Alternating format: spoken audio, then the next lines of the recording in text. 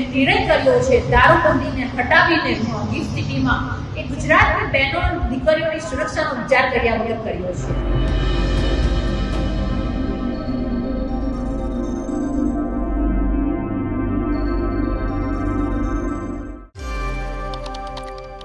ગાંધીનગરના ગિફ્ટ સિટીમાં દારૂની છૂટ આપવાના રાજ્ય સરકારના નિર્ણયને લઈને રાજકારણ ગરમાઈ રહ્યું છે।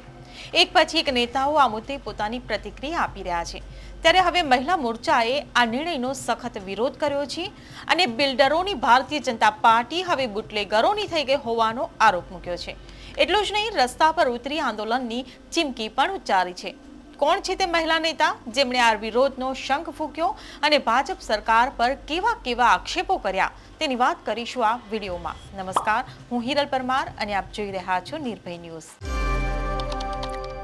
ગુજરાત સરકારના ગાંધીનગરના ગિફ્ટ સિટીમાં દારૂની છૂટ આપવાના નિર્ણયને લઈ મહિલા મોરચાએ વિરોધ કર્યો છે। આમ આદમી પાર્ટીના ગુજરાત પ્રદેશ મહિલા પ્રમુખ રેશમાબેન પટેલે આ નિર્ણયને વખોડ્યો છે। એક પ્રેસ કોન્ફરન્સના માધ્યમથી સરકારના ગિફ્ટ સિટીમાંથી દારૂબંધીને હટાવવાના નિર્ણયને શરમજનક નિર્ણય ગણાવ્યો છે। ગુજરાતની માતા બહેનો વિશે વિચાર કર્યા વગર સરકારે ફક્ત ગુજરાતમાં દારૂનું ચલણ વધારવા માટે આ નિર્ણય કર્યો હોવાનો આક્ષેપ કર્યો છે। એવા પણ ચાપખા કર્યા છે કે સંસ્કારી ગુજરાતમાં મહેમાનોના સ્વાગત દારૂથી નહીં થાય। વધુમાં તેમણે શું કહ્યું તે સાંભળો। ખૂબ જ દુઃખ સાથે જણાવવા માંગુ છું કે ભારતીય જનતા પાર્ટીએ જે નિર્ણય કર્યો છે દારૂબંધીને હટાવીને ગિફ્ટ સિટીમાં એ ગુજરાતની બહેનો દીકરીઓની સુરક્ષાનો વિચાર કર્યા વગર કર્યો છે। એવું લાગે છે કે બિલ્ડરોની ભારતીય જનતા પાર્ટી હવે બુટલેગરોની થઈ ગઈ છે। આવું સ્પષ્ટ મારે એટલા માટે બોલવું પડે છે કે ગુજરાતમાં નીતિ નિયમો છે, દારૂબંધી છે। ગાંધી અને સરદારના ગુજરાતમાં દારૂબંધી હોવા છતાં દારૂઓ રેલમ વેચાઈ રહ્યા છે। વિદેશી દારૂઓની હોમ ડિલિવરી થઈ રહી છે, દેશી દારૂ વેચાઈ રહ્યા છે, લઠ્ઠાકાંડો થઈ રહ્યા છે। બહેનો દીકરીઓ રોડ રસ્તા ઉપર ને ઘરમાં પણ સુરક્ષિત નથી। ત્યારે આવી છૂટ આપી અને ભારતીય જનતા પાર્ટીએ જે વાત કરી છે ખૂબ જ શરમજનક છે કે વિદેશી મહેમાનો માટે આ દારૂની છૂટ આપવી પડે છે।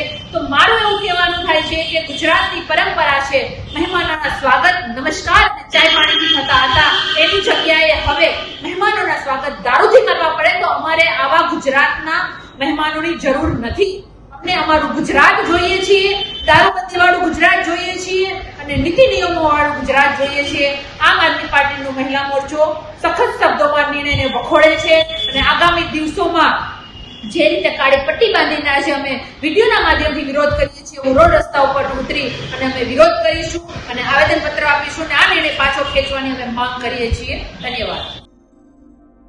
રાજ્ય સરકારના દારૂ પરના આ નિર્ણયના વિરોધ સાથે તેમણે માંગણી પણ કરી છે કે સરકાર આ નિર્ણયને તાત્કાલિક પાછો લે। જો આ નિર્ણય પાછો લેવામાં નહીં આવે તો આમ આદમી પાર્ટીનો મહિલા મોરચો રસ્તા પર ઉતરશે તથા આવેદન આપીને વિરોધ નોંધાવશેનો સૂર પણ છેડ્યો છે। તેમની આ વાત સાથે તમે કેટલા સહમત છો તેમને કમેન્ટ બોક્સમાં લખીને ચોક્કસથી જણાવશો। અને જો વિડીયો પસંદ આવ્યો હોય તો વિડીયોને લાઇક, શેર અને અમારી ચેનલ નિર્ભય ન્યૂઝને સબસ્ક્રાઇબ કરવાનું ભૂલશો નહીં। આભાર।